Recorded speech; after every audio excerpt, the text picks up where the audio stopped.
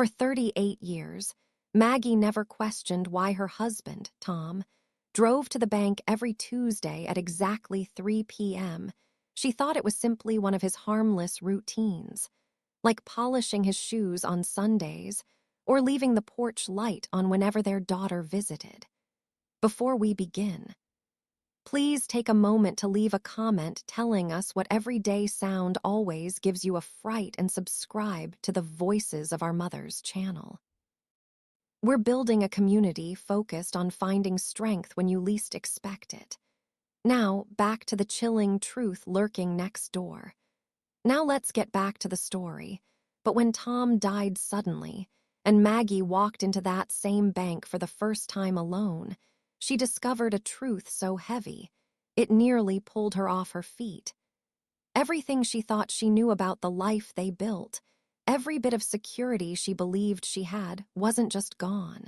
It had never been real.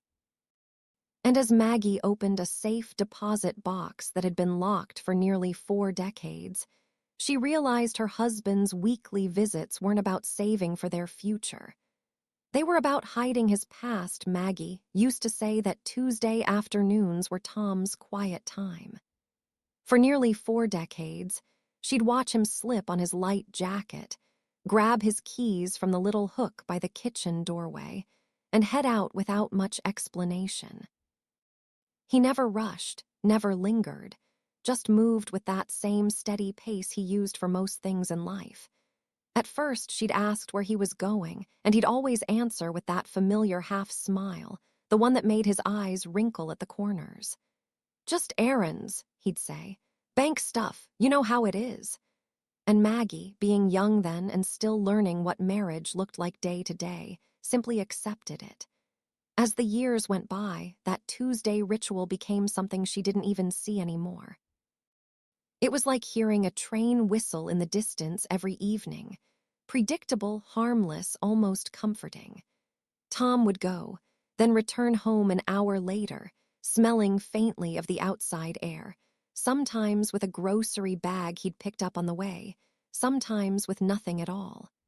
They'd eat dinner, talk about work or their daughter's school projects, and life would roll on just as it always had. After all those years, Maggie never imagined that anything about that pattern would matter. Routines, she thought, were just the bones of a marriage, nothing more, nothing less. But after Tom died, everything ordinary suddenly felt strange. His jacket still hung on the back of the dining room chair where he had draped it that last Tuesday. His keys were still on the hook. The house felt quieter, colder, like even the walls were waiting for him to come back and fill the space again. Mornings were the hardest. Maggie would wake up reaching for the other side of the bed, forgetting for a split second that it was empty. She'd make coffee for 2 without thinking, then pour 1 cup down the sink before she could even bring herself to sit. Grief has a way of clouding the mind, making even the smallest routines feel wrong in your hands. For the first couple of weeks, Maggie tried to stay busy. She mowed the lawn, cleaned closets, baked bread she didn't eat, anything to keep herself from sitting in the silence. People called, neighbors sent food, her daughter Emily visited when she could. But once the mourning period slowed and life around her started returning to normal, Maggie found herself alone with the strange task of sorting through paperwork. It started with the mail. Bills mostly, utility statements, insurance notices, the usual stack that came every month. But soon, envelopes began showing up that she didn't recognize. They were addressed to Tom, but came from banks she had never heard of, companies she didn't remember them ever doing business with. At first, she assumed they were promotional letters, junk mail. The world loved sending offers to people who never asked for them. But then she opened one. The letter inside was formal, colder than anything she'd ever seen. It spoke of overdue payments on an account she didn't know existed. It listed a balance that seemed impossible. Maggie frowned, thinking there must be some kind of mistake. She set the letter aside but kept turning back to it, reading the same lines again and again. The next day brought another envelope. Different bank. Same tone. Same kind of message. A tightening in her chest made her sit down at the table. Something didn't feel right. By the fourth letter, Maggie couldn't pretend it was nothing. She laid them all out on the kitchen table, smoothing each one with a shaking hand as if the paper itself might offer answers. She stared at Tom's name printed neatly in black ink and felt a wave of confusion wash over her. They had always managed their finances simply, carefully. She handled the household bills. Tom handled his pension paperwork, nothing more complicated than that. At least, that's what she had always believed. Maggie tried calling Emily to ask if maybe she knew something about the strange mail. But Emily had her own grief to manage, and when she answered the phone, her voice was thin and tired. Maggie didn't want to burden her, so she said nothing about the letters. Instead, she asked about the grandchildren, made small talk, and hung up feeling even more isolated. That night, Maggie walked past Tom's empty chair and felt a stirring of resentment she didn't expect. She hated to think it, but the question gnawed at her. Why hadn't he told her any of this? A few days later, when a fifth envelope arrived, this one marked "Final Notice," Maggie pressed it to her chest and closed her eyes. Whether she wanted to or not, she had to face whatever this was. And the only place she could think to start was the very place he had gone every Tuesday for nearly 40 years. The next morning, she found herself standing in front of the bank Tom had always visited. She pulled her scarf tighter around her neck as she stared up at its tall, beige brick front. She had driven past it thousands of times, but had rarely stepped inside. As she pushed through the glass doors, a cool breeze rushed past her, and she paused in the foyer, unsure where to begin. A young man at the counter asked if she needed help. Maggie opened her purse with trembling hands, pulling out Tom's death certificate and the stack of letters she had collected. Her voice quivered as she told him she needed information about accounts in her husband's name. He nodded kindly and led her to an office down the hall. Sitting in that small room, with its humming fluorescent lights and framed photos of smiling families on the wall, Maggie felt her heart thudding in her chest. The bank manager, a woman with gentle eyes, listened carefully as Maggie explained everything. Then, with a sympathetic nod, she pulled up Tom's profile on her computer. What the screen revealed made Maggie's stomach twist. The manager leaned closer, hesitating before she spoke. "Mrs. Harper, there's something here that I think you should see." She reached into a drawer and pulled out a small brass key, placing it gently on the desk between them. Maggie stared at it, confused, until the manager said softly, "Your husband had a safe deposit box here, and according to our records, it hasn't been opened in years." Maggie felt her breath catch, a cold shiver moving up her spine. Tom had never mentioned a safe deposit box, not once. And as she reached for the key, her hand trembling, she realized that whatever lay behind that locked door was the first real step into a truth she had never imagined, and couldn't turn away from now. Maggie sat there for a long moment, staring at the little brass key the bank manager had placed on the desk. It didn't look like much, just a small, ordinary thing with a number etched into the side. But the weight of it settled on her chest like someone had set a stone right on top of her heart. She ran her thumb over the cool metal, trying to make sense of it. A safe deposit box. After all these years, why would Tom keep something like that from her? The manager, noticing her hesitation, spoke softly, almost like she was trying not to startle her. "Take your time, Mrs. Harper. We can go whenever you're ready." Ready. Maggie wasn't sure she would ever be ready. But something inside her, maybe fear, maybe anger, maybe just the need for answers, made her nod. She closed her fingers around the key, slipped the bank letters back into her purse, and followed the manager down a quiet hallway. The deeper they walked into the bank, the quieter it became. The buzz of conversation and the hum of printers faded behind them, replaced by a low, steady silence. The kind of silence that made you hear your own heartbeat a little too clearly. Maggie's footsteps echoed faintly on the tiled floor, and she found herself wishing Tom were beside her, explaining everything with that gentle voice of his. But he was. And the questions she had kept swallowing for the past few weeks were rising like a tide she could no longer hold back. They stopped in front of a heavy steel door. The manager typed in a code, then turned a large handle that looked like it belonged on a bank vault from an old movie.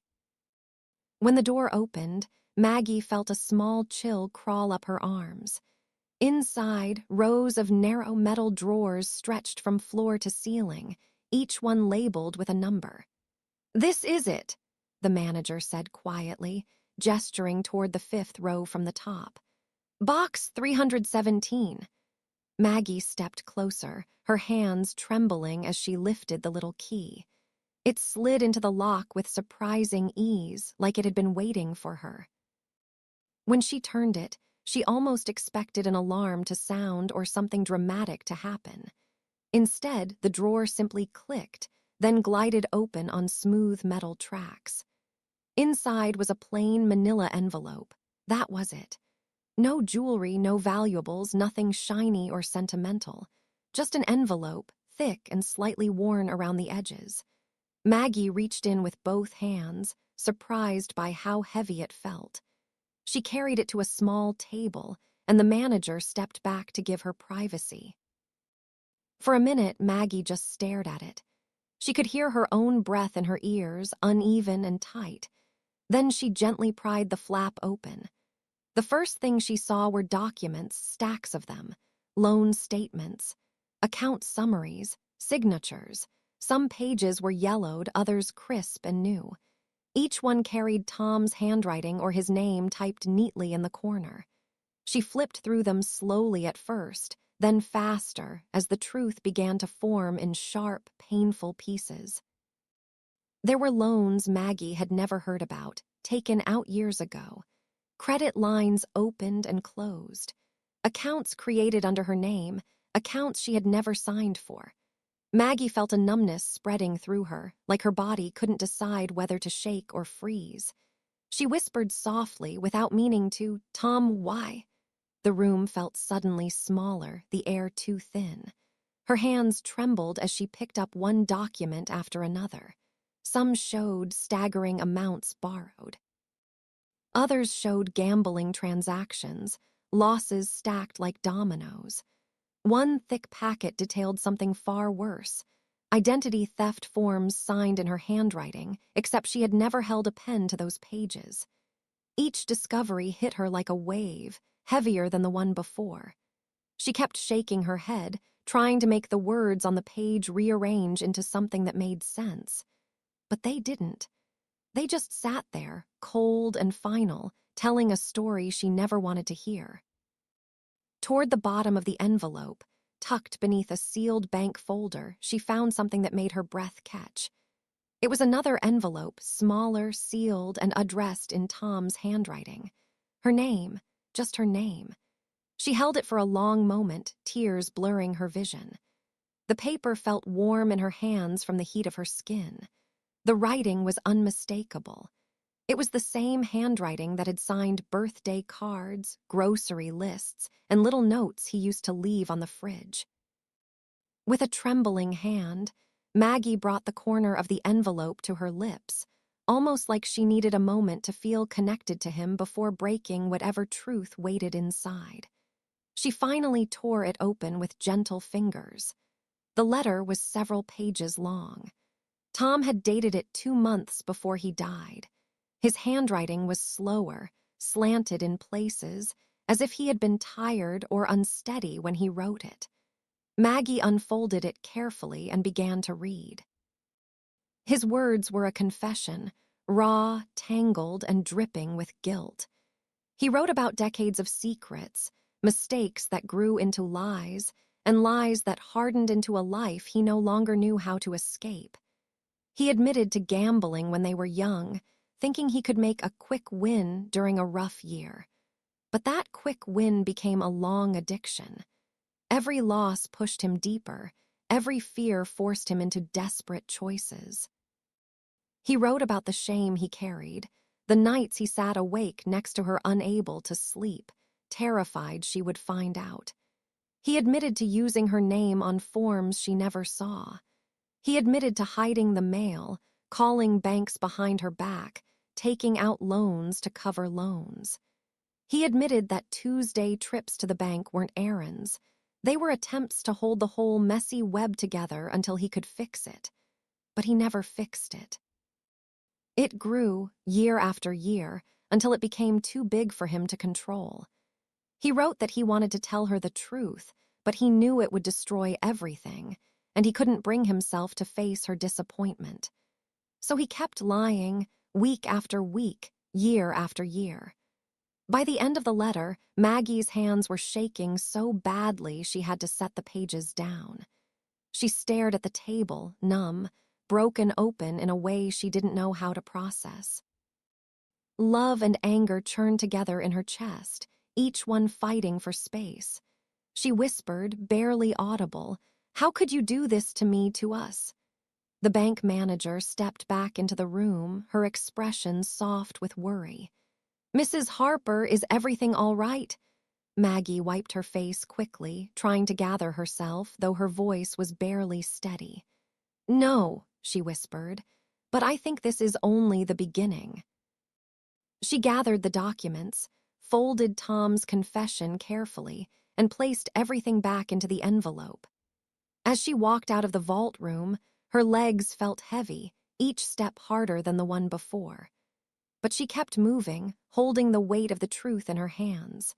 And deep down, she knew this was leading her somewhere she never expected, a place where the past and future would collide, forcing her to confront not only what Tom had done, but what she would do next. Maggie drove home with the manila envelope resting on the passenger seat, as if it were a living thing she needed to keep an eye on. Every bump in the road made it slide a little, and each time it shifted, her stomach tightened. The late afternoon sun was sinking low, coloring the sky with soft gold, but Maggie barely noticed. Her mind was somewhere else entirely, caught between the man she loved and the truth he'd hidden for nearly 4 decades. When she pulled into the driveway, she sat in the car for a moment, gripping the steering wheel with both hands. The house looked the same as it always had, white siding, blue shutters, the garden Tom used to tend in the summers. Nothing about it hinted that their entire financial life had been built on secrets. A place she once felt safe now felt unfamiliar, like she was stepping into someone else's story. Inside, the air felt still, quiet. Maggie locked the door behind her and set the envelope gently on the kitchen table, almost afraid to open it again. She heated water for tea out of habit, though she didn't feel like drinking anything. Her hands kept moving because if she stopped, if she paused long enough, she feared she would crumble. When she finally sat down, she pulled Tom's letter back out and began reading it again. The words hit just as hard the second time. He wrote about the pressure he carried, about how he convinced himself he could fix everything before she ever learned what he'd done. He wrote about the panic that took hold each time a lone officer questioned something, or a debt came too close to being exposed. He wrote about using her name because he thought they were a team, and because he believed it would be temporary. He wrote that he hated himself for it, that every signature he forged felt like a piece of him breaking off. But there was also something else in the letter, something that made Maggie's throat tighten. Tom wasn't just confessing, he was begging. Begging for her forgiveness long before she even knew she needed to give it. Begging for her understanding, even though he admitted he didn't deserve any. And worst of all, begging her not to let his mistakes destroy the life they built together. She set the pages down, feeling dizzy. Grief had already been heavy, but this was a different kind of weight, one that filled the room, pressed down on her chest, made breathing feel like a chore. It was betrayal, heartbreak, anger, and love tangled together in a way that didn't make sense. She pushed her chair back, stood up, and pressed her palms against the counter, staring at the dark window above the sink. Her reflection looked older than she remembered, eyes swollen, shoulders slumped. She whispered, "Why didn't you just tell me, Tom? Why didn't you trust me?" The house had no answer, just silence. She needed help, she knew that much. But the thought of calling Emily made her pause. Their daughter adored Tom. He had been the hero in her eyes, steady, funny, always reliable. Even after she married and moved away, she called him for every little thing. To ask how to fix a leaky faucet, to see which brand of paint he preferred, to check if he remembered her school's mascot from 30 years ago. Maggie didn't know how to break her heart with the truth. Still, she reached for her phone. Her fingers hovered over Emily's name for a long moment before she finally tapped it. "Mom," Emily answered, sounding distracted. Maggie imagined her daughter juggling dinner, homework, and whatever else came with being a mother of two. "Hi, sweetheart," Maggie said softly. Do you have a minute?" "Of course. Are you okay?" Maggie hesitated. "I found something today, something your father left behind." There was a pause. "Oh," Emily said gently. "Like what? Pictures, old letters? I wish it were that simple." Maggie tried to explain carefully, gently, but as soon as she mentioned debts and banks, Emily's tone changed. It sharpened, closed off. "Mom, that doesn't make sense," she said firmly. "Dad wasn't like that." "I know what the papers say, Emily. They were in his handwriting." "No," Emily insisted. "Dad would never do something like that. You must be misunderstanding." Maggie felt her throat tighten. "Honey, I'm not. I saw the accounts. I read the letter he left." "A letter?" Emily's voice cracked with disbelief. "Mom, grief can make things seem different than they are. Are you sure you're not misreading things? Maybe the banks mixed something up." Maggie closed her eyes, feeling tears press against her lids. "I'm telling you the truth." "Well, I don't believe it," Emily snapped, her voice breaking. "I'm sorry, but I don't. Dad wouldn't lie to us for decades. He wouldn't gamble. He wouldn't steal. This isn't him." The line went quiet, and Maggie felt something inside her unravel, like a loose thread being pulled too hard. She understood why Emily reacted that way. It was easier to protect the memory of a father she loved than face the truth of the man he had also been. But the refusal still hurt. After they hung up, Maggie stood there for a long time, holding the phone against her chest. The house seemed even quieter now, the distance between her and her daughter stretching in a way she hadn't expected. Eventually, she returned to the table and looked at the pile of documents again. She knew she couldn't hide from them, and if Emily wasn't ready to stand beside her, she'd have to stand alone. She started sorting the papers into stacks, debts that were his, debts forged in her name, gambling statements, bank notices. The more she organized, the clearer the picture became. Tom hadn't just made mistakes. He had created a financial maze so deep and tangled that Maggie didn't know how to find her way out. When she reached the last stack, she found something she hadn't noticed before, a notice from a law firm threatening foreclosure. She gripped the paper, feeling her heart thud painfully. She could lose the house, their home, the place where Emily took her first steps, where birthdays were celebrated, where Tom had grilled burgers every summer Saturday for almost 40 years. A tremor passed through her. Fear, raw and sharp. But beneath that fear, something else flickered, a small, stubborn flame. She didn't know what she would do yet. She didn't know how she'd fight banks or debts or the shadow of the man she married. But she knew this wasn't where her story ended, not if she had anything to say about it. And as she stared at the foreclosure threat, Maggie realized that if Tom's secrets had pushed her life to the edge, then uncovering the full truth and fighting back might be the only way to reclaim it. Maggie didn't sleep much after finding the foreclosure notice. She lay awake in the dark, staring at the ceiling, listening to the soft hum of the refrigerator and the occasional creak of the old house settling. These were sounds that once brought her comfort, the quiet reminders of a home lived in and loved. But now they felt like whispers of something slipping through her fingers. Her home was in danger. Her future was uncertain.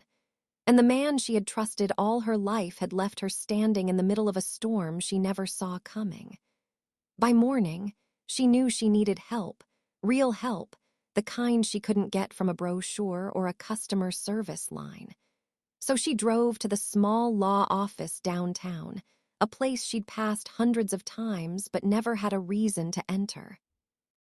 The brass letters on the door read, Andrews and Morse, attorneys at law.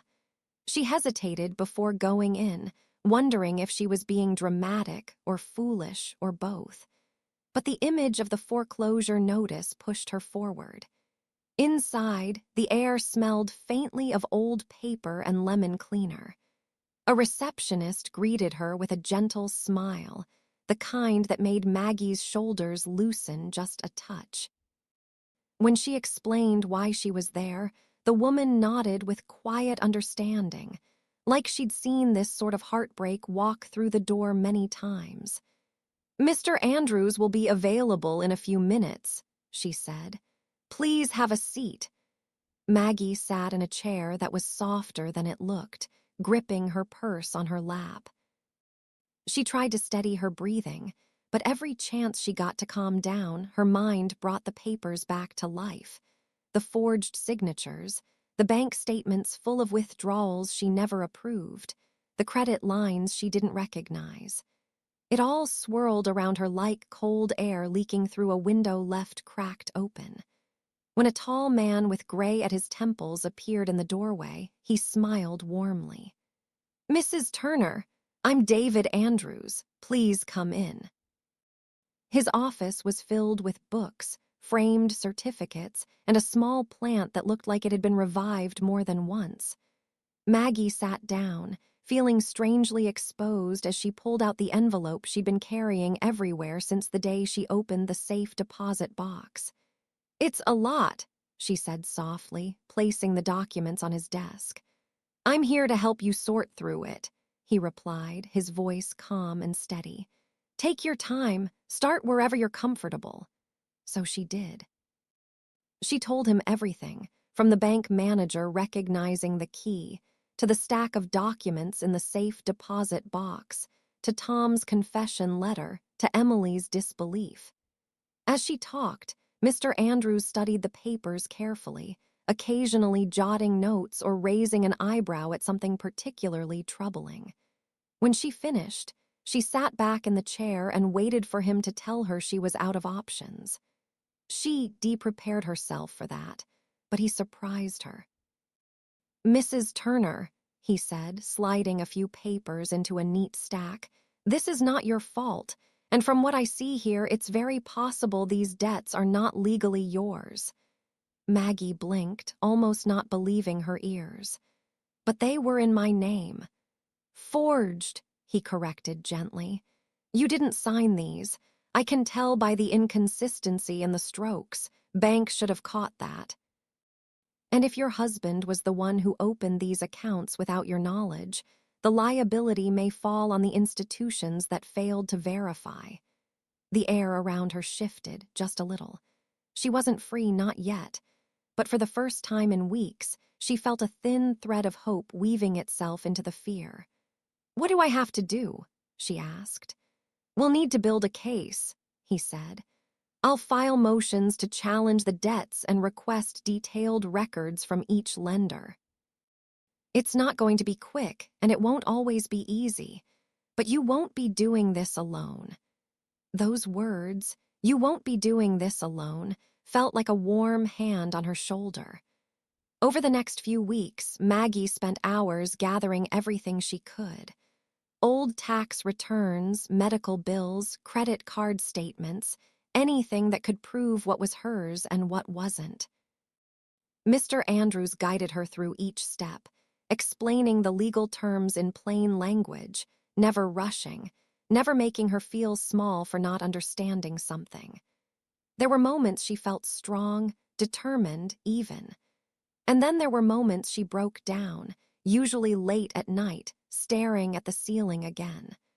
But now, when she woke up the next morning, she had something she clung to, the belief that she was fighting for her life, her home, and her dignity. One afternoon, while sorting through yet another box of old documents, Maggie noticed something tucked behind a stack of receipts. It was a letter addressed to Emily. Her heart stumbled. She opened it carefully, expecting maybe a birthday card or a note from years ago. Instead, she found another confession, this one describing accounts opened in their daughter's name. Maggie sat back, stunned. Tom had used Emily's identity, too.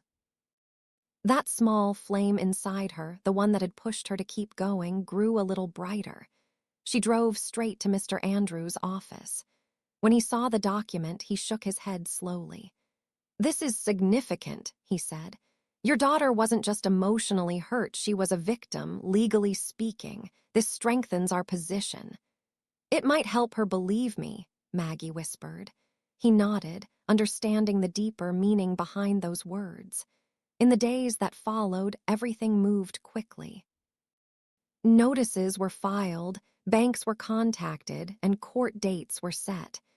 Each step made the truth harder to deny, not just for the institutions involved, but for Emily as well. She started asking questions, short, hesitant phone calls at first, then longer conversations filled with confusion, guilt, and pain. Maggie didn't push. She just listened. And in the middle of preparing for the biggest legal fight of her life, Maggie began to feel something shift, not just in the case, but in her relationship with her daughter. The distance between them wasn't gone, but it was changing, reshaping itself into something that might hold again. Everything was building toward a moment she knew she couldn't avoid. The courtroom, the confrontation, the truth laid bare in front of strangers.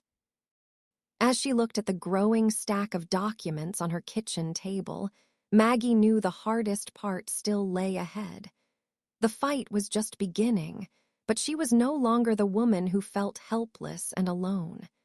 She was ready to step into the next battle, even if she didn't know how it would end. Nobody slept the night before the hearing. Even the walls of the house felt tense, like they were holding their breath with us. My mother moved from room to room in slow, distracted loops, touching the backs of chairs and straightening things that didn't need straightening. My sister sat at the dining table staring at a mug of tea she never drank. And I lay awake on the couch, listening to the refrigerator hum and wondering how many families had sat just like this, waiting for a courtroom to decide whether the truth mattered. By morning, the sky was gray in that heavy, quiet way that shows up before a storm. It matched the feeling in my chest. We got dressed in silence, each of us wearing clothes we didn't feel comfortable in, clothes that felt borrowed from stronger, steadier people. On the drive over, my mother held her rosary tight enough that her knuckles went white. My sister kept her eyes on the window the entire time. When we reached the courthouse, everything felt too big. The steps, the doors, the echo of our shoes on the polished floor. Our attorney, Mr. Hale, met us in the hallway. He had that calm, steady look he always carried, the sort of expression that made you believe he'd seen chaos before and knew how to walk straight through it. "Remember," he said, placing a reassuring hand on my mother's shoulder, "all we need today is honesty, just honesty. Let the truth do the heavy lifting." We nodded, but truth had never done us any favors up to that point. Still, we followed him into the courtroom. The room was colder than I expected. The judge sat high above us, flipping through paperwork. The air carried that faint smell of old wood and paper, something official, something permanent. On the other side of the room sat the relatives who had turned everything into a nightmare. They wouldn't look at us, but I could feel their eyes on the back of my neck every time I shifted. Once the proceedings began, everything moved with a strange, slow rhythm. Voices echoed. Papers shuffled. The bailiff spoke in a steady monotone that somehow made the tension worse. When our turn finally came to speak, my mother stood up so carefully it looked like she was afraid her legs might give out. She walked to the stand with the rosary still in her hand, though she tucked it away quickly.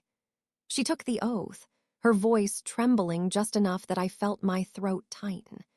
And then she sat down, folded her hands, and looked straight at the judge. Mr. Hale began gently, asking her to explain how everything had unfolded. She spoke softly at first, her words cautious, almost fragile. But as she went on describing the safe deposit box, the documents, the night my father collapsed, her voice steadied. She wasn't just telling a story. She was untangling years of confusion and grief right there in front of a room full of strangers. When she got to the part about my father's confession, she paused. I saw her jaw tighten. I saw her fingers grip the edge of the witness stand. And her voice, when she finally found it again, had a clarity that made the whole room go still. He trusted them, she said, looking directly at the relatives across the room.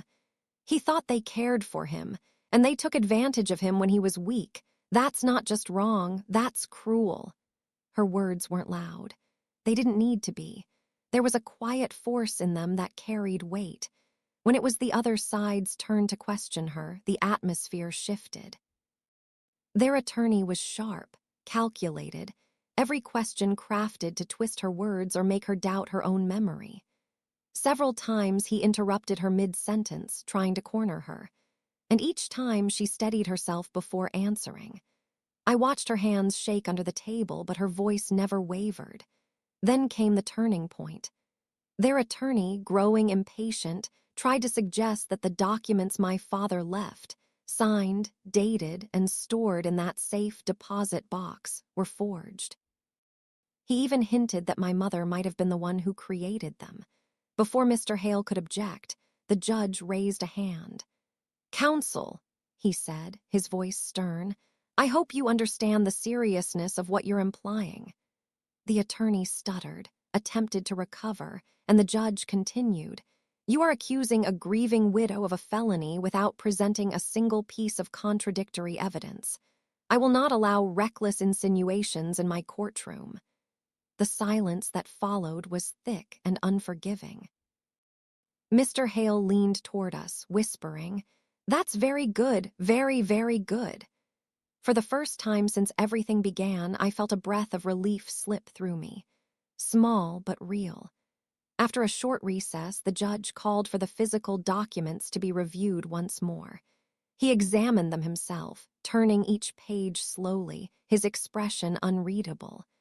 But when he set them down, there was something different in his eyes, something that looked a lot like certainty. He asked a few more pointed questions, this time directed at the relatives who had started this entire battle. Their answers were jumbled, inconsistent. One of them contradicted the other. The judge's eyebrows lifted slightly, and that was all we needed to know.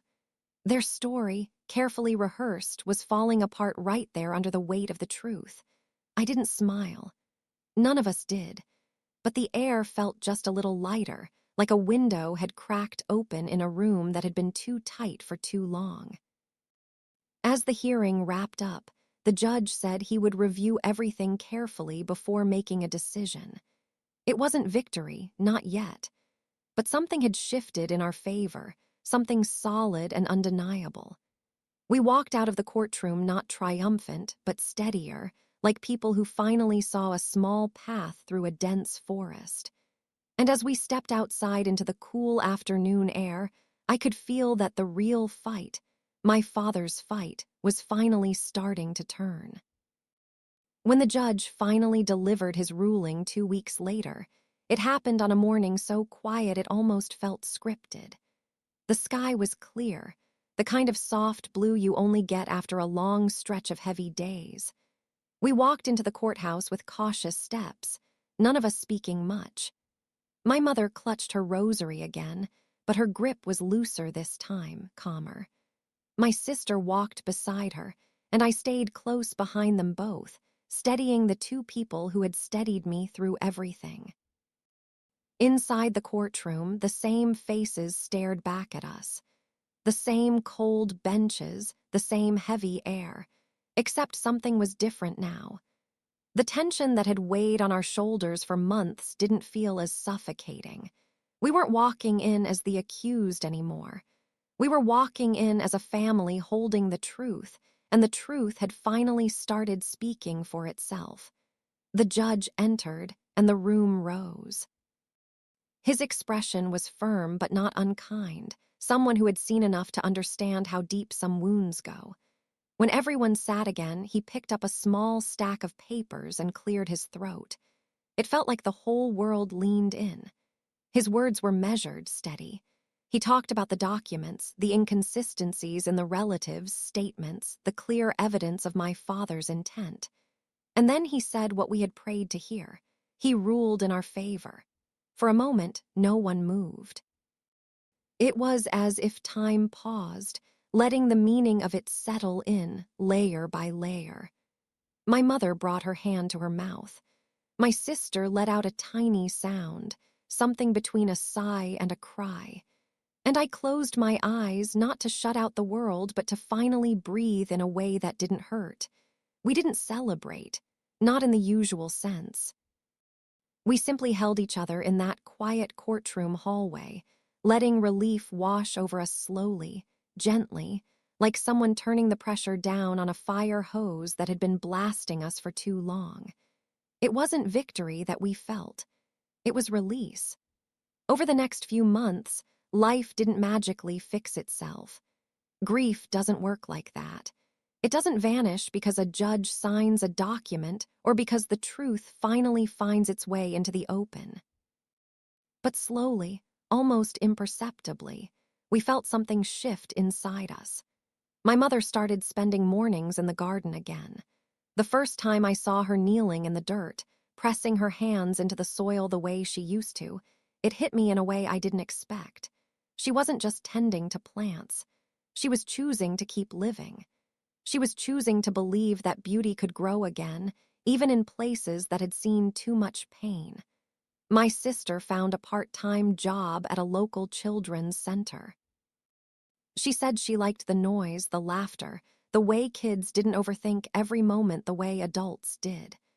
They don't carry things the way we do, she told me one evening, leaning against the kitchen counter with a tired but soft smile.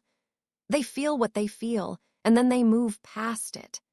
I envied that simplicity, but I also knew it was something we could learn again, even if it took time. As for me, I took on the responsibility of organizing my father's things. I thought it would be unbearable, but it was. It was emotional, yes. Some days I had to stop halfway through a drawer because the smell of old papers or the sight of his handwriting pulled too hard at something inside me. But it was also strangely comforting. Each item, each folded note or forgotten tool, felt like a piece of him I was learning to hold without breaking. One evening, while sorting through a wooden box he used to keep on his desk, I found a small envelope tucked beneath the lining. Inside was a note, short, almost hurried, written in his unmistakable handwriting. "Take care of each other. Don't let anger steal your life." It wasn't poetic or dramatic, but somehow it carried the weight of everything he had tried to protect us from, and everything he hoped we would find on the other side of all this. I read it to my mother and sister at the dinner table. My mother cried quietly. My sister reached across the table and took my hand, squeezing it in that familiar way she used to when we were kids. And for the first time in a long while, we sat there not as people trying to survive something, but as people slowly, cautiously stepping back into their lives. We still talked about my father often, not in whispered tones, not in the shadow of what happened. We talked about his laugh, his stubbornness, his strange habit of leaving his coffee mug in the exact same spot every day. We remembered him not as the man caught in a legal storm, but as the man who had raised us with kindness, who had tried, in his own quiet way, to shield us from the harm he never expected to face. And little by little, we learned not just to live again, but to live well.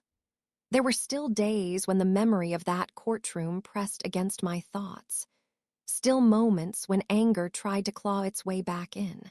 But each time I remembered his note. And each time I chose something softer, something closer to peace. Because rebuilding a life worth living isn't about forgetting the pain. It's about refusing to let it define what comes next. And so we kept going, together, wiser, closer, stronger than we ever thought we'd be. If this story touched you, if it made you think of your own family, your own struggles, or your own path back to peace, I hope you'll take a moment to like this video, share it with someone who might need it, and subscribe for more stories that remind us how much strength the human heart truly carries. Thank you for listening.